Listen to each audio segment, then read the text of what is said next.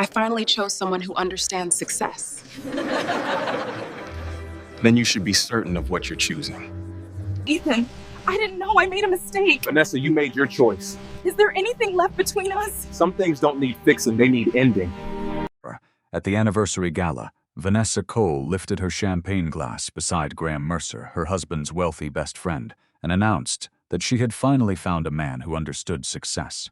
The room waited for Ethan to argue, beg or break. Instead, he quietly removed his wedding ring and set it beside the unsigned divorce papers. Across the ballroom, a group of senior bankers paused, watching him instead of the stage. Vanessa believed she was leaving an ordinary husband behind. She never imagined that several fortunes in the room depended on his approval. Welcome to today's story. If you enjoy emotional drama and shocking twists, don't forget to like this video and subscribe for more unforgettable stories. And before we begin, let me know where you're watching from in the comments. 3 months earlier, Vanessa still believed Ethan Cole was the least successful man in every room he entered. They had been married for 7 years in Charlotte, North Carolina. On paper, their life looked comfortable enough. Ethan worked as an independent infrastructure consultant, taking projects that often required long hours and frequent travel. His income paid the mortgage, covered their bills, and left enough for modest vacations. Vanessa, however, wanted more than comfort. She wanted admiration. As marketing director for her family's regional hotel company, Ellison Heritage Hotels, she spent her days surrounded by luxury properties, polished executives, and investors who measured success by appearances. She admired expensive watches, private clubs, and magazine covers almost as much as she admired hard work. Somewhere along the way, those things had become impossible for her to separate. Ethan never tried. He drove the same dark blue SUV he'd owned for years. He wore tailored suits only when meetings required them, and spent weekends repairing things around the townhouse instead of browsing luxury dealerships. He rarely talked about work, saying only that confidential projects stayed confidential. At first, Vanessa found his quiet confidence attractive. Now she called it a lack of ambition. Whenever friends asked what Ethan actually did, Vanessa usually answered before he could. "He's a consultant," she'd say with a polite smile. "Mostly infrastructure projects." The conversation almost always moved on. Ethan never corrected anyone. He had promised himself years earlier that if someone respected him, it would never be because of numbers on a financial statement. That promise had become easier to keep than explaining a business he intentionally kept out of the spotlight. The distance between them hadn't appeared overnight. It grew slowly. Vanessa began comparing Ethan to other husbands at corporate dinners. One couple had purchased a waterfront condo. Another had joined an exclusive country club. Every conversation somehow ended with the same question. "Don't you ever want something bigger?" Ethan usually smiled. "I want something that lasts." She had stopped hearing the second sentence. Then Graham Mercer returned to their lives. Graham had been Ethan's closest friend since college. Unlike Ethan, Graham loved attention. He owned a fast-growing real estate development company, appeared in local business magazines, arrived everywhere in a different luxury car, and knew exactly how to fill a room with stories about million-dollar deals. Judith Ellison, Vanessa's mother, adored him almost immediately. "Now that's what success looks like," she said, one Sunday after Graham left another family dinner. Confident, visible, connected. The words weren't directed at Ethan. They didn't need to be. Vanessa laughed longer at Graham's jokes than she laughed at Ethan's. She began asking Graham for business advice before discussing important decisions with her husband. Graham never discouraged the attention. If anything, he welcomed it. Ethan noticed. He also noticed Graham lingering after dinners had ended. Private conversations on the patio. Text messages that made Vanessa smile before quickly locking her phone. None of it proved anything. Not yet. He refused to accuse his wife without evidence. One rainy Tuesday afternoon, Ethan stepped out of a client meeting just as his phone vibrated. The screen displayed a secure message from a New York law firm. Board vote confirmed. Final acquisition documents require your approval before Monday. Please review the attached materials. He read it once, then quietly deleted the notification before sliding the phone back into his jacket. A coworker passing through the lobby nodded respectfully. "Good afternoon, Mr. Cole."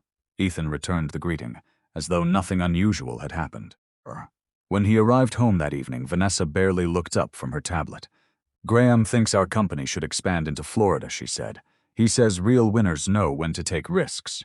Ethan set his briefcase down. "He may be moving too fast." Vanessa sighed. "You always say things like that?" He didn't answer. Some opinions couldn't be explained without revealing far more than he was prepared to say. A week later, an elegant envelope arrived from Ellison Heritage Hotels. Vanessa opened it first. "It's our anniversary gala," she said. "The entire executive team will be there." Ethan reached for the invitation. His expression remained calm until his eyes stopped on one line near the bottom. "Special strategic partner, Graham Mercer."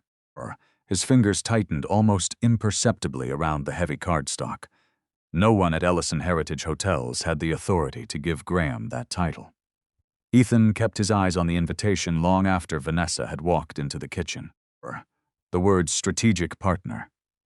Graham Mercer bothered him for reasons that had nothing to do with jealousy. Ellison Heritage Hotels had a formal board. Public partnerships required approval. Marketing could promote an event, but titles like that were never invented overnight. Either someone had authorized it, or Graham had convinced the family to treat him as something he wasn't.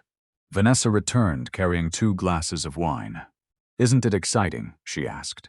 "This gala is going to change everything for our company." Ethan looked up.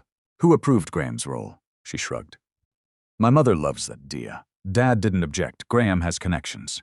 That's what matters. He isn't on your advisory board. He doesn't need to be." She smiled as if the discussion were already over. "People follow results, Ethan." He folded the invitation carefully instead of arguing. "I hope someone verified exactly what he's bringing to the table." Vanessa's expression tightened. "You always find problems. I look for risks." "That's because you've never built anything big enough to understand opportunities." The words landed quietly between them. Years earlier, they would have started an honest conversation. Now they simply ended one. The next morning, Ethan drove to a modest office building outside downtown Charlotte. The company name on the lobby directory belonged to a consulting firm most people had never heard of. That was intentional. Inside, several employees greeted him warmly but without ceremony. His public role remained exactly what everyone expected: a consultant, or nothing more. Halfway through reviewing engineering reports, his private encrypted tablet vibrated. A secure message appeared. Board materials uploaded. "Review acquisition package before Friday. Voting members require your recommendations." He read every page. One section caught his attention. A financial analysis of distressed hospitality assets across the Southeast. Among them sat a familiar name: Ellison Heritage Hotels. He leaned back slowly. The report outlined rising debt, shrinking cash flow, and expensive renovation loans that would mature within the next year. None of it surprised him. His analysts had been monitoring the company for months. What surprised him was how much worse the numbers looked than he had expected. His assistant knocked softly. "Mr. Cole, come in." Laura stepped inside carrying a folder. "The New York attorneys confirmed. They'll join next week's video conference. Any changes?" "They're waiting for your comments before distributing the final package." She paused, and Mr. Bennett asked whether you'll attend the board meeting in person. Ethan considered the question. "Not yet." Laura nodded without asking why. Everyone on that side of his life understood discretion. The fewer people connected his private business with his personal life, the easier it remained to keep both protected. That evening, Vanessa arrived home almost an hour late. She seemed energized. "Graham showed us designs for a luxury expansion," she said while setting her purse down. "Boutique resorts, rooftop restaurants, high-end memberships." Ethan served dinner onto 2 plates. "Did your finance team review the funding?" She laughed lightly. "You sound exactly like my father." "That's not an answer. It doesn't have to be." She sat down without touching her food. "Graham thinks our company has been thinking too small." "And you agree?" "I do." She looked directly at him. "You know what the difference is between you two?" Ethan waited. "He isn't afraid to become someone important." Silence settled across the dining room. Ethan finally spoke. "Importance isn't measured by attention." She shook her head. "That's exactly why you'll never understand." Later that night, after Vanessa had gone upstairs, Ethan remained at the dining table. He opened his laptop and reviewed public filings connected to Graham's development company. Most people saw magazine covers. Ethan saw balance sheets. Several projects had been refinanced within 18 months. Debt ratios were climbing. One commercial property had quietly been pledged as collateral twice under different lending structures before being released during restructuring. Nothing illegal, but nothing comfortable either. He closed the file. Graham wasn't nearly as secure as he wanted people to believe. His phone buzzed again. This time it wasn't business, it was Graham. "Brother, thanks again for supporting Vanessa's family. They're good people. We should grab dinner this weekend." Ethan stared at the message. Supporting Vanessa's family? He hadn't spoken to Graham about the Ellisons in weeks. How much had Vanessa already shared? He chose not to answer. Instead, he forwarded Graham's company filings to one of Alder Crest's senior analysts with a brief instruction. Independent review only. No action without documentation. It wasn't revenge. It was due diligence. If Graham truly intended to become involved with Ellison Heritage Hotels, Ethan wanted facts instead of assumptions. The following Sunday, the Ellison family hosted dinner. Judith spent nearly the entire evening praising Graham's latest development downtown. "He understands vision," she said while pouring coffee. "People like him change cities." Then she looked at Ethan. "You've always preferred staying comfortable." Robert Ellison shifted uneasily but said nothing. Vanessa smiled into her coffee cup. Graham accepted the compliment with practiced humility. Only Ethan remained expressionless. He neither defended himself nor challenged Graham. Leaving dinner, Vanessa slipped into Graham's car to examine architectural drawings before driving home separately. She didn't think twice about it. Ethan watched the taillights disappear. His phone vibrated once more. A secure email from New York had just arrived. Confidential update. Preliminary review has identified undisclosed financial exposure involving a potential partner connected to Ellison Heritage Hotels. Immediate executive attention recommended. Ethan did not answer the secure email that night. Instead, he opened the attachment in his encrypted workspace and read every page twice. The report was thorough. Graham Mercer Development had presented itself as a stable investment partner, but the independent review painted a different picture. Several projects were heavily leveraged. Short-term loans had been rolled over repeatedly. Cash reserves were thinner than public interviews suggested. What concerned Ethan even more was the final section. Ellison Heritage Hotels had already shared financial projections with Graham that should never have left the company's executive offices. The report did not accuse anyone of wrongdoing. It simply listed documents that had appeared in Graham's financing package before lenders should have received them. Ethan closed the file without making assumptions. Someone inside the Ellison company had trusted Graham far too much. The following morning, he arrived at his office before sunrise. Laura was already waiting with coffee and a thick binder. "The analysts finished the expanded review," she said quietly. He accepted the binder. "Anything unusual?" "They believe Mr. Mercer overstated the equity available for one of his redevelopment projects. Nothing conclusive yet." "And Ellison? They're recommending additional due diligence before any negotiations continue." Ethan nodded. "Keep this review limited to senior staff." "Of course." Laura hesitated. "Mr. Bennett also asked whether you still intend to recuse yourself if Ellison becomes part of the acquisition process." "I do." She looked almost surprised. Even after she stopped herself. Ethan understood the unfinished sentence. Even after what was happening in his marriage. "The company deserves an objective decision," he replied. "So does Vanessa's family." Laura simply nodded. That was one reason people trusted him. Personal feelings rarely changed his judgment. Later that afternoon, Vanessa called. "My parents want everyone over for dinner tomorrow." "I'll be there. You don't sound excited." "It's dinner," she sighed. "Sometimes I wish you'd show more enthusiasm." He almost laughed.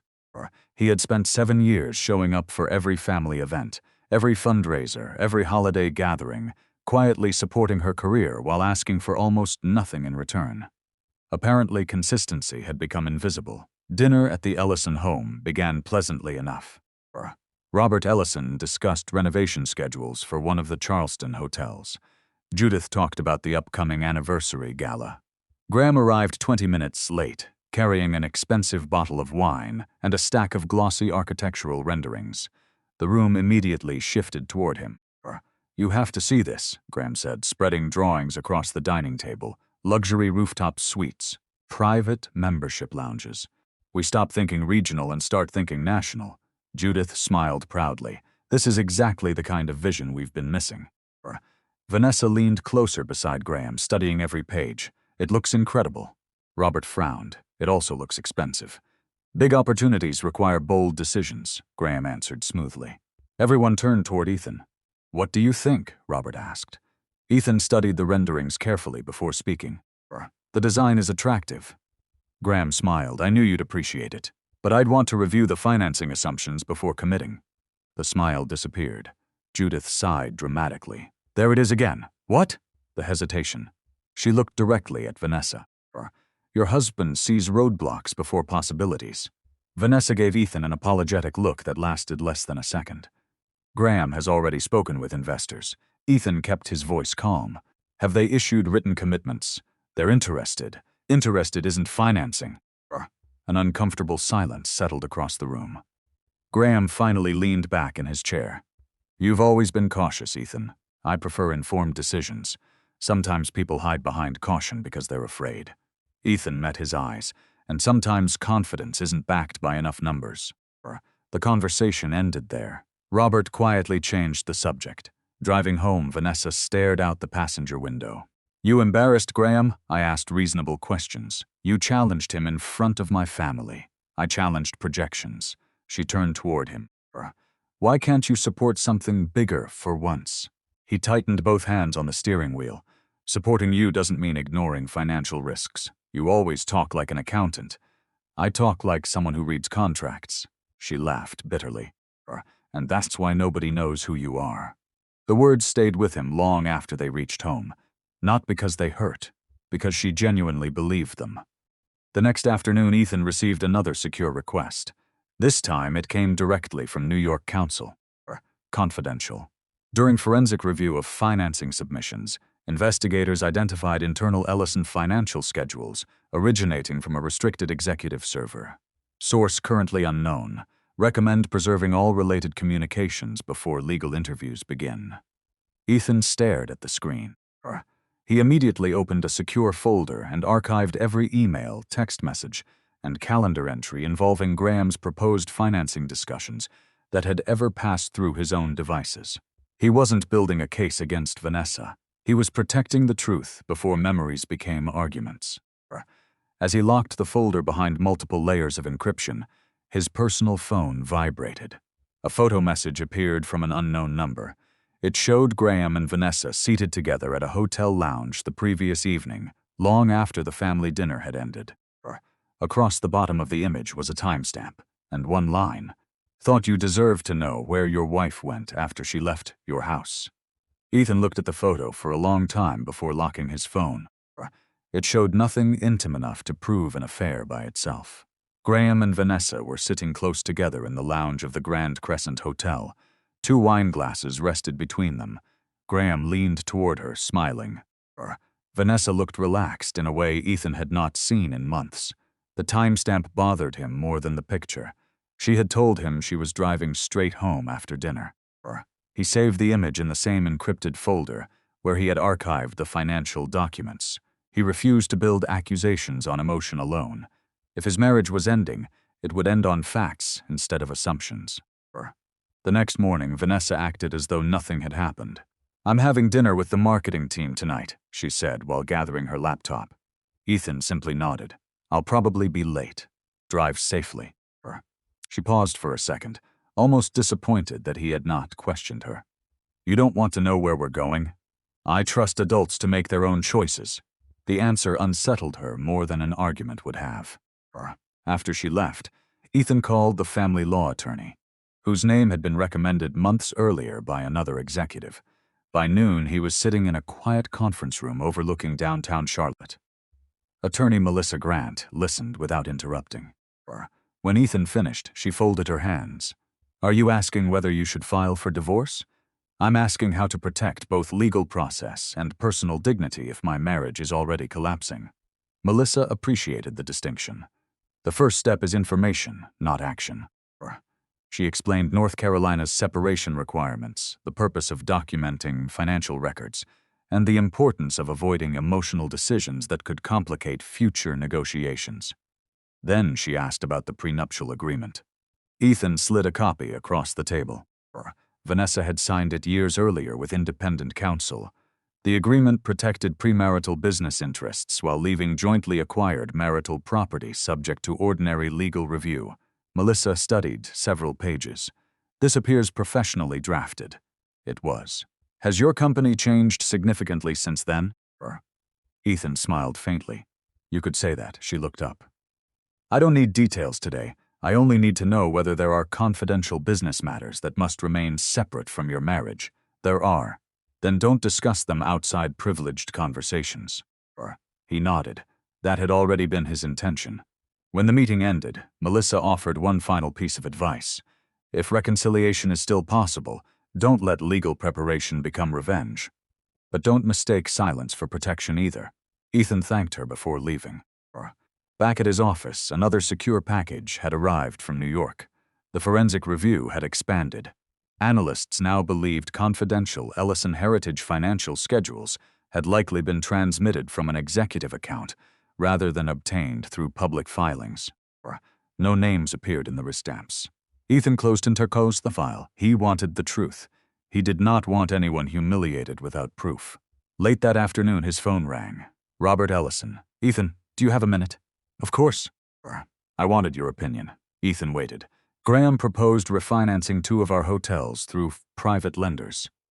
Something about the numbers feels aggressive. What did your finance department say? They're reviewing it. And your outside counsel? They haven't finished. Ethan chose every word carefully. Then wait until both reviews are complete before signing anything. Robert sighed. Judith thinks I'm being old-fashioned. Caution isn't old-fashioned. No. Robert hesitated. I appreciate that you never pressure us. After the call ended, Ethan sat quietly. For the first time in weeks, someone in Vanessa's family had asked for his judgment instead of dismissing it. That evening, he returned home to find Vanessa dressed for dinner. She looked elegant, more elegant than a simple marketing meeting required. You look nice, he said. She smiled politely. Thanks. Which restaurant? She answered too quickly. The Harbor Room. He recognized the name.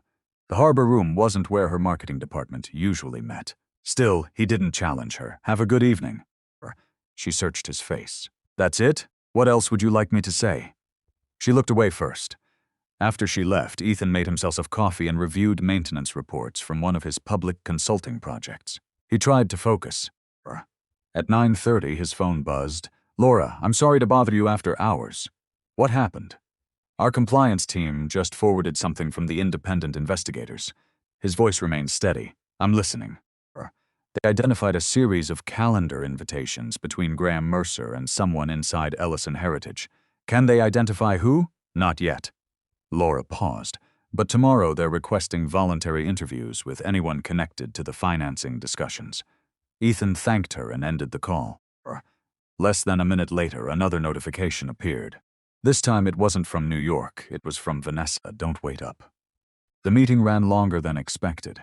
He looked at the message. Then he opened the anonymous photo again. The timestamp on the image matched the exact hour she claimed to be attending another business dinner. For the first time, Ethan no longer wondered whether something was wrong.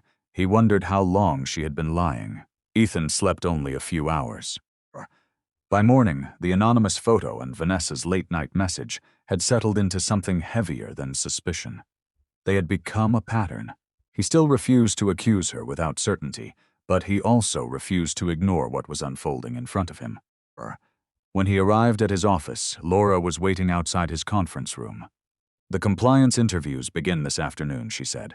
The investigators requested access to several communication logs from Ellison Heritage. They have everything they need. They do. She hesitated. They also asked whether you wanted your name removed from any discussions involving the Ellison portfolio. I want the recusal filed today. Laura nodded. I'll notify the board. It was the only ethical choice. Whatever happened to his marriage could not influence a corporate decision involving Vanessa's family. Half an hour later, Ethan joined a secure video call with New York counsel. Only 4 people attended. No cameras were recorded. No minutes identified him beyond his initials. The lead attorney spoke first. The preliminary review indicates confidential financial schedules reached Mr. Mercer's financing team before formal authorization. Can the source be verified? Ethan asked. Not yet. What about the financing proposal? The numbers don't support his public claims. Another attorney added, we're recommending enhanced due diligence before Aldercrest considers any transaction involving Ellison Heritage. Ethan agreed immediately. No shortcuts. Understood. And keep my recusal active. The attorneys exchanged brief glances. One finally said, most executives in your position would insist on controlling this personally. I'm not most executives. The meeting ended without another word. That afternoon, Vanessa called unexpectedly. Can we have dinner tonight? Of course. She sounded unusually cheerful. I have good news. When Ethan arrived at the restaurant, Graham was already there. So were Judith and Robert. No one had mentioned it would be a family dinner. Graham stood and shook Ethan's hand with effortless confidence. Hope you don't mind the surprise. Ethan pulled out his chair. I'm already here. Poured menace arrived. Judith barely waited for appetizers before speaking. Graham has been incredible. Vanessa smiled proudly. He found investors willing to help us expand. Robert cleared his throat. We're still reviewing proposals. Judith waved the concern away. That's just paperwork. Graham leaned forward. I've built relationships that most regional hotel companies never get access to. He looked toward Ethan. You probably don't spend much time around institutional investors, Ethan answered calmly. Sometimes appearances are misleading. Graham chuckled. I'm sure. Vanessa laughed with him. It wasn't loud. It didn't need to be. The table understood the joke. Judith reached across and touched Graham's arm. You know what I admire most? What? You think big. Then she glanced toward Ethan. Some people are simply comfortable staying ordinary. Robert looked uncomfortable. Judith, I'm only telling the truth. Vanessa didn't stop her. Instead, she quietly added, I've been trying to explain that for years. The words hurt more than Ethan expected. Not because they questioned his career, because they erased every quiet sacrifice she had once appreciated. The evenings spent helping her prepare presentations, the weekends repairing the townhouse instead of hiring contractors. The vacations postponed so she could pursue executive certification. None of those things fit her new definition of success. The waiter interrupted to deliver dinner. Conversation shifted toward the upcoming anniversary gala. Graham outlined ambitious redevelopment plans with polished confidence. Robert asked practical questions. Debt, interest rates, collateral. Whenever details became technical, Graham redirected the conversation toward vision and opportunity. Ethan noticed, so did Robert. Finally, Robert turned toward him. What do you think? Everyone at the table became quiet. Ethan chose his words carefully. I think any proposal should be reviewed independently before commitments are made. Graham smiled. You always need another review. I prefer verified numbers. Judith sighed dramatically. There he goes again. Vanessa folded her napkin onto the table. This is why people don't move forward, Ethan. Because they ask questions. Because they're afraid. For the first time that evening, Ethan stopped trying to defend himself. He simply nodded once, if that's what you believe. The conversation never recovered. After dinner, everyone walked toward the parking lot. Graham offered Vanessa his arm as they crossed the street. She accepted it without hesitation. Neither of them seemed to remember Ethan was standing only a few feet away. Robert noticed. His expression tightened, but he remained silent. Judith smiled as though nothing unusual had happened. Ethan unlocked his SUV. Before getting inside, he finally spoke. Vanessa. She turned. I'd like us to meet with a marriage counselor. Her face hardened immediately. I don't think that's necessary. I do. She looked toward Graham before answering. I don't. There was no anger in Ethan's face, only disappointment. I won't ask again. He closed the driver's door and left. Late that night, while reviewing emails at home, a new message arrived from Melissa Grant. A courtesy notice before tomorrow's consultation. If your spouse intends to file first, you should know immediately. Please call me as soon as you receive this. Before Ethan could pick up the phone, another notification appeared. It was from Vanessa. We need to talk tomorrow morning. I've made my decision. Ethan was already awake when Vanessa came downstairs. She carried 2 mugs of coffee, setting one in front of him with unusual care. For a brief moment, the kitchen looked like it had years earlier, before comparisons and quiet resentments had settled between them. We need to talk, she said. I know. She took a slow breath. I've been unhappy for a long time. Ethan didn't interrupt. I don't think this marriage works anymore. He held her gaze. Is that your decision? Yes, she folded her hands together. We've become different people. We want different lives. There was no mention of Graham. There didn't need to be. Ethan had hoped honesty would at least arrive before the ending. Instead, she chose careful language that left the hardest truth unspoken. He nodded once. If that's what you want. Vanessa looked almost surprised. You're not going to argue. I don't think people should be talked into staying married. I expected you to fight for us. I asked for counseling. She looked away. That wouldn't have changed anything. Silence filled the room. Finally, she reached into her briefcase and removed a sealed envelope. My attorney prepared separation documents. She slid them across the table. I'd like this to stay civil. Ethan didn't open the envelope. I'll have my attorney review them. You already have an attorney, I do. Her eyebrows lifted. I didn't think you'd, He finished the sentence for her. You didn't think I'd prepare. She didn't answer. Instead, she stood and walked toward the window. I've spent years waiting for you to become someone else. Ethan remained seated. I never asked you to wait. She turned back. You were satisfied with an ordinary life. I was satisfied with an honest one. Her expression hardened. That's exactly the difference. She picked up her purse. I'm staying with my parents for a few days. All right. If my lawyer contacts you, please cooperate. I will. She hesitated as though expecting one last emotional plea. It never came. When the front door closed behind her, Ethan remained in the kitchen for several minutes. Then he picked up the envelope. Inside was a proposed separation agreement. The document awarded Vanessa the townhouse, most of their joint savings, nearly all of the household furnishings, and broad waivers concerning future claims. He read every page carefully. Nothing in it mentioned Alder Crest. Nothing referenced his business interests. The prenuptial agreement was acknowledged, but only in general terms. Melissa had been right. Preparation mattered. Instead of reacting emotionally, Ethan scanned every page into an encrypted folder before locking the originals in his home safe. Only then did he call Melissa. I received the draft. Anything unusual? Aggressive. She gave a short laugh. That's common in opening proposals. I won't sign it. You shouldn't. She paused. I'll prepare a formal response. In the meantime, don't move assets. Don't argue through text messages. And don't discuss confidential business matters with anyone connected to the divorce. I understand. After the call, Ethan packed a single overnight bag.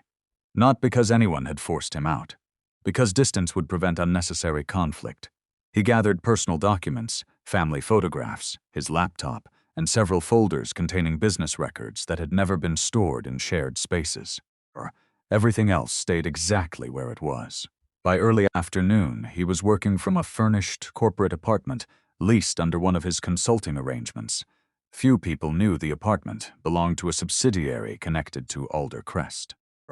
To everyone else, it looked like temporary housing for an ordinary consultant traveling on assignment. Laura called just before 3. The board acknowledged your recusal. Good. The acquisition team appreciated it. I'm glad. She lowered her voice. There's something else. I'm listening. The forensic review identified the executive account that transmitted the confidential hotel projections. Ethan sat quietly. Do they know who used it?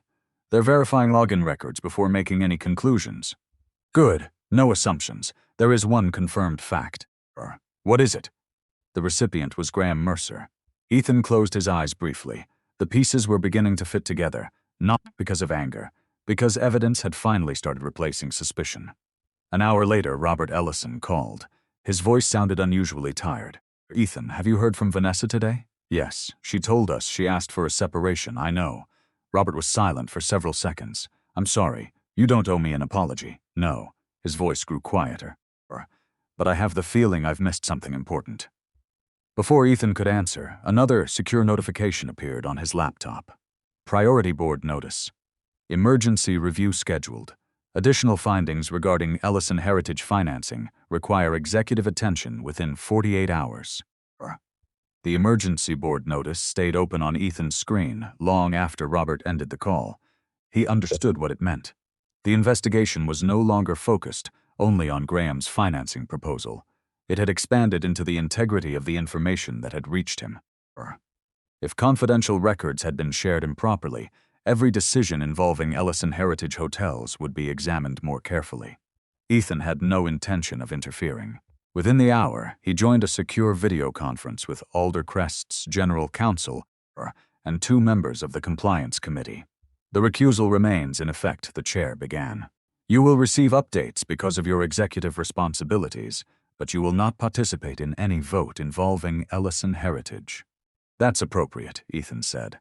Counsel continued. The forensic team confirmed that restricted financial projections were transmitted outside the company before the financing process officially opened. Can they attribute responsibility? Not yet. Digital evidence points to an executive account, but attribution requires additional verification. No assumptions, Ethan replied. Facts only. The chair nodded. We expected that answer. The meeting ended with no dramatic announcements, only procedure. That was how Ethan preferred it. Real power rarely needed raised voices. Later that afternoon, Melissa Grant called. I've reviewed the separation proposal and strongly favors Vanessa. That's not unusual for an opening offer, but several provisions are broader than I'd recommend. I thought so. We'll prepare a formal response. In the meantime, keep records of every communication and avoid discussing settlement without counsel. There won't be any direct negotiations. Good. She paused. One more thing. If either side introduces allegations involving finances, we'll need complete documentation regarding your premarital business interests. You'll have it. He already maintained organized records. Years of running a private company had taught him that careful documentation solved more problems than emotional arguments ever could. That evening, Ethan drove to the townhouse to collect a few additional personal items. Vanessa's car was already in the driveway. So was Graham's. Ethan stood quietly for a moment before walking inside. Laughter drifted from the living room. The moment he entered, the conversation stopped. Vanessa rose from the sofa. I didn't know you were coming. I texted an hour ago. She looked at her phone. I must have missed it. Graham remained comfortably seated. We were just discussing the hotel expansion. In the house we still jointly own? Ethan asked calmly. Vanessa crossed her arms. It's only a conversation. Ethan looked at Graham. I'd appreciate it if discussions about your business relationship with Vanessa happen somewhere else until the separation is finalized. Graham smiled politely. I don't think that's your decision. Ethan didn't react. No, it's a request. Vanessa stepped between them. You're making this awkward. I don't intend to. She shook her head. You've changed. He almost answered that she had changed first, but the words served no purpose. Instead, he walked upstairs. He packed several family keepsakes, personal journals, and a locked document case from the home office. He left every shared item exactly where it belonged. When he returned downstairs, Graham was standing in the kitchen alone. You know, Graham said quietly, sometimes people outgrow each other. Ethan closed the document case. Sometimes.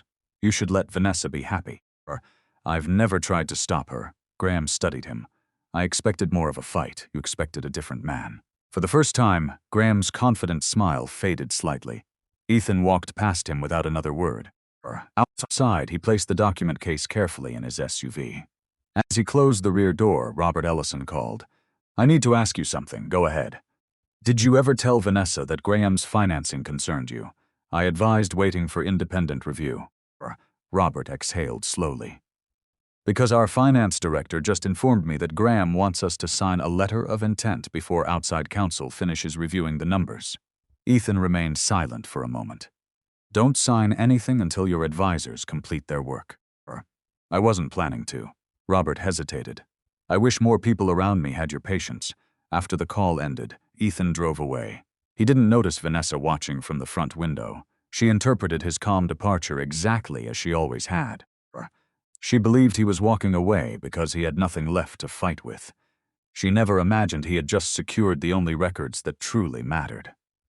As Ethan reached the corporate apartment, secure notifications appeared on his encrypted tablet. Executive calendar update. Extraordinary board session approved. Final review includes Mercer Development, Ellison Heritage Hotels, and chairman authorization required before any transaction may proceed. The extraordinary board session was scheduled for Friday morning. Ethan reviewed the confidential agenda before sunrise, then closed the encrypted file and set it aside. His role remained limited. The recusal stood. He would answer questions if asked, but the final decision belonged to the independent committee. That separation mattered. It protected both the company and his integrity. At 8 o'clock, Melissa called. "I've sent our response to Vanessa's attorney. Anything unexpected?" They pushed back immediately. "On what?" "They want a faster settlement and broader financial disclosures." Ethan wasn't surprised.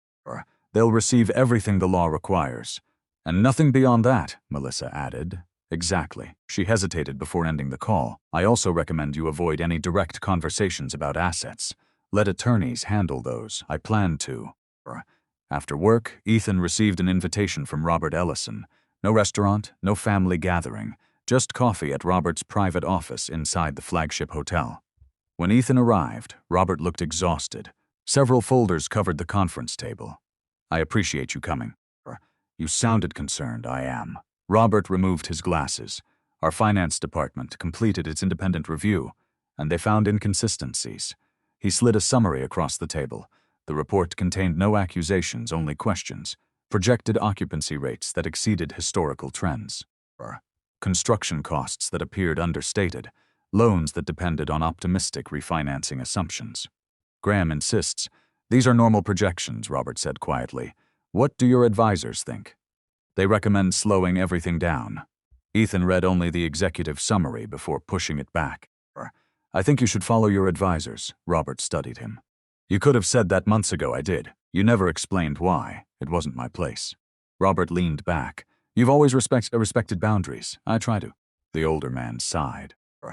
"I wish everyone around me did." Their conversation drifted away from business.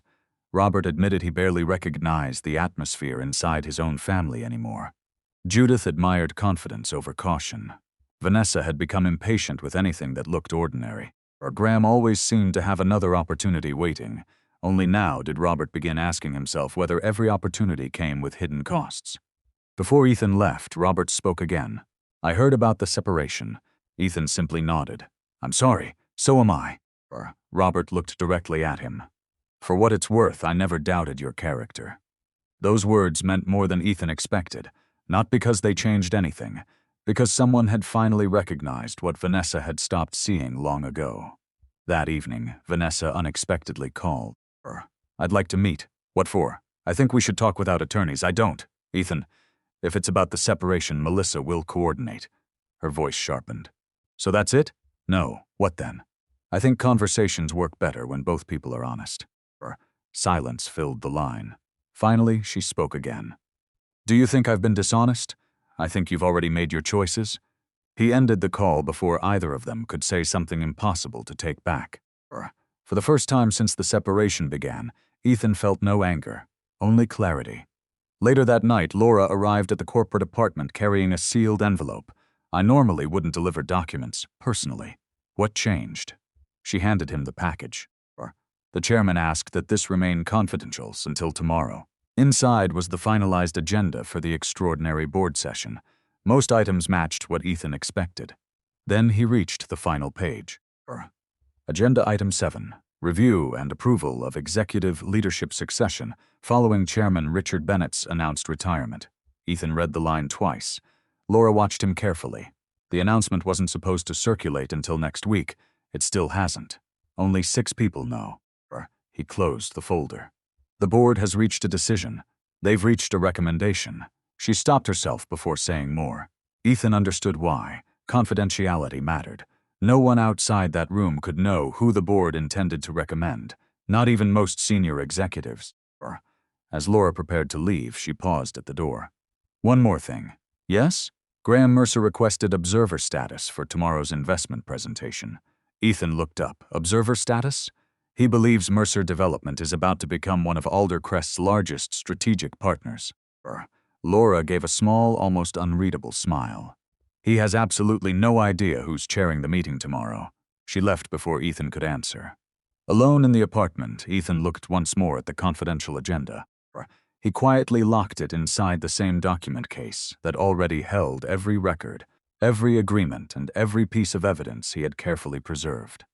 Tomorrow, for the first time, Graham and Vanessa would walk into a room believing they understood exactly who held the power. Neither of them realized they had never been close to the truth. Friday morning began with rain. The glass tower that housed Aldercrest Capital disappeared behind a curtain of gray clouds as executives, attorneys, and board members filtered through the private entrance. Security was tighter than usual. Every guest badge was verified twice. Phones were registered before anyone entered the executive floor. Ethan arrived 10 minutes early. He wore the same understated navy suit he preferred for every board meeting. No expensive watch, no visible symbols of status. He greeted the receptionist by name, thanked the security officer, and walked toward the executive conference wing without drawing attention to himself. Several employees nodded respectfully as he passed. None of them spoke loudly. Respect inside the building had never depended on spectacle. On another floor, Graham Mercer stepped out of an elevator, carrying a polished leather portfolio. He looked completely at ease. Vanessa accompanied him after accepting his invitation to observe the investment presentation from the guest seating area. She believed the morning would showcase Graham's biggest professional victory. "If this goes well," Graham said with a confident smile, "everything changes." Vanessa smiled back. "I never doubted you." Neither of them noticed the executive assistant who quietly stepped aside to allow Ethan to enter a secured corridor accessible only by board authorization. Vanessa caught only a brief glimpse of his back. "He must be consulting on something," she said dismissively. Graham barely looked. He probably has maintenance meetings somewhere in the building. They continued toward the presentation suite. Inside the board conference room, Richard Bennett, the outgoing chairman, greeted Ethan with a firm handshake. "Good morning." Richard lowered his voice. "The succession discussion remains confidential until the scheduled agenda item. I understand. The committee appreciates your patience." Ethan simply nodded. He had spent years avoiding unnecessary attention. Waiting a few more hours changed nothing. The meeting began promptly. Independent directors reviewed compliance findings first. The forensic investigators summarized technical evidence without assigning blame beyond verified facts. Confidential projections had indeed left Ellison Heritage before authorization. Several communications had reached Mercer Development during restricted periods. Additional review was still underway to determine individual responsibility. No accusations were made. Only documented evidence was presented. Robert Ellison listened carefully. Judith looked increasingly uncomfortable. Graham remained confident. When his presentation began, he walked to the front of the room with practiced ease. He spoke about expansion, luxury branding, aggressive acquisitions, market dominance. Slides looked impressive. The numbers looked ambitious. Questions began almost immediately. One director asked about debt exposure. Another requested clarification regarding projected occupancy. A third questioned assumptions supporting refinancing schedules. Graham answered smoothly at first. Then the questions became more specific. Several figures by directors differed from those in his presentation. He frowned. "I'm working from the latest information provided to us," the compliance chair calmly responded. "Our independent review indicates otherwise." Silence settled over the room. For the first time that morning, Graham looked uncertain. Robert slowly closed the presentation binder. "I think further review is necessary." Judith immediately objected. "We can't lose momentum because everyone is afraid of taking risks." An independent director answered before anyone else could. "This isn't about risk. It's about accuracy." Across the room, Ethan remained silent. His recusal prevented him from participating in the discussion, exactly as planned. Vanessa watched everything from the guest gallery behind the glass partition. She expected Ethan to look intimidated among powerful executives. Instead, she noticed something strange. Several directors greeted him during breaks. The general counsel spoke with him privately. Richard Bennett sought his opinion more than once before remembering the formal recusal and smiling apologetically. No one treated Ethan like an outside consultant. They treated him like someone whose presence already carried weight. Vanessa felt the first small crack in her certainty. When the investment review concluded, the board secretary announced a 15-minute recess before the final agenda item. Most guests were asked to remain seated. Only directors and designated executives were permitted to stay. An assistant approached the guest section. "Miss Ellison, Mr. Mercer, we'll need you to wait outside until the next session concludes." Graham looked surprised. I thought I was invited to observe. You were invited to observe the investment presentation. What follows is a closed governance session. He reluctantly gathered his papers. As he and Vanessa walked toward the hallway, they passed Ethan standing quietly beside Richard Bennett. Richard extended a folder toward him. The chairman smiled. "I'll see you inside." Ethan accepted the folder with a simple nod. Vanessa slowed her steps. She stared at the folder in Ethan's hands. Stamped across the cover in bold black letters were the words, "Confidential, Board Chair Succession." The board secretary closed the conference room doors, and the final session began.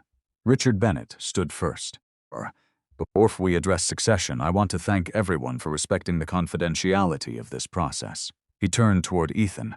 For nearly 6 years, Ethan has deliberately kept a lower public profile while overseeing the investment strategy that transformed Alder Crest from a regional fund into a national institution. The succession committee completed its review unanimously. A quiet pause settled over the room. "I am honored to recommend Ethan Carter as the next chairman and chief executive officer of Alder Crest Capital." The vote took less than 5 minutes. It was unanimous. From the hallway outside, Vanessa saw directors rise one after another to congratulate Ethan. Richard shook his hand first. The general counsel followed. Then Robert. No one looked surprised. Everyone acted as though this outcome had been expected for months. Only Vanessa and Graham stood frozen behind the glass. The same man they had dismissed as ordinary had never been an outside consultant. He had been the leader quietly guiding one of the country's most influential investment firms. Minutes later, Graham was called back inside. The atmosphere had changed completely. The Compliance Committee informed him that Mercer Development's proposal would not move forward until the investigation into the unauthorized financial disclosures was complete. No accusations were announced, but the transaction was suspended indefinitely pending further review. Graham tried to argue. No one interrupted him. No one agreed with him either. The meeting ended with polite professionalism. Outside the conference room, Vanessa finally found Ethan alone. "I didn't know," she whispered. "I know. You could have told me. I could have." He looked at her calmly. "But I wanted a marriage where I didn't have to introduce myself with a balance sheet." Tears filled her eyes. "I made a terrible mistake. You made a choice." There was no anger in his voice, only acceptance. "I wasn't leaving because of money." He met her eyes for the first time that morning. Then why did every comparison begin with someone who had more? She had no answer. Every dinner, every criticism, every compliment she gave Graham had measured success in dollars, influence, or appearances. She had mistaken quiet confidence for a lack of ambition. "I'm sorry," she finally said. "I believe you." She looked up with a trace of hope. "But forgiveness isn't the same as starting over." The words landed gently. They also ended the conversation. Over the following months, the separation was finalized through attorneys. The prenuptial agreement and applicable financial disclosures were honored exactly as the law required. Ethan kept what he had built before the marriage. Vanessa received a fair settlement based on their shared marital assets, nothing more and nothing less. Mercer Development never secured the partnership Graham had promised.